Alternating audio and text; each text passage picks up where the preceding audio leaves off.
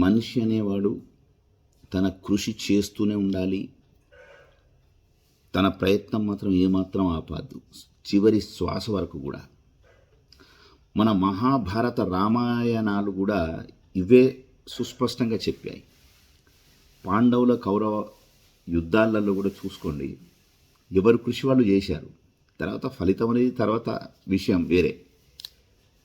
రామాయణంలో చూసుకుంటే సాక్షాత్తు శ్రీరామచంద్రునికి ఆ అడవి పాలవుడైంది, తర్వాత తన భార్యను రావణాసురుడు తీసుకెళ్ళటం ఏంటి, దానికోసం యుద్ధం. మరి నిజమే, ఏమి లేకుండా ఓం భూమ్ భూస్ అంటే కాకపోతుండేనా? ఈ జపాలు చేసుకుంటే లేకపోతే తపాలు చేసుకుంటే కాకపోతుండేనా? అలా కాదు, అది కృషి చెయ్యని వాళ్ళు చెప్పారు.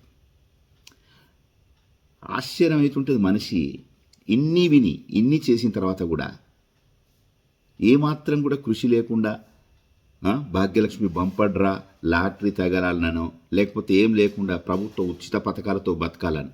అరే ఎందుకట్లా? ఆ ఆలోచన చాలా తప్పు, సరికాదది.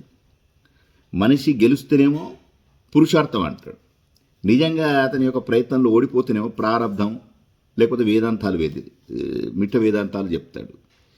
కృషి అనేది చేస్తూనే ఉండాలి, గెలుపోవటంలో గురించి అవసరం లేదు. సచిన్ టెండూల్కర్ సెంచరీ కొట్టవచ్చు, డక్అవుట్ కావచ్చు. చూసే ప్రేక్షకుడు ఓన్లీ తప్పట్లు కొడతాడు లేకపోతే విమర్శిస్తాడు, అవునా కాదా? మనిషి అంతే, ప్రయత్నం చేస్తూ వెళ్ళటమే. విజయాలు అపజయాలనే గురించి ఆలోచించే అవసరం లేదు, కాదంటారా?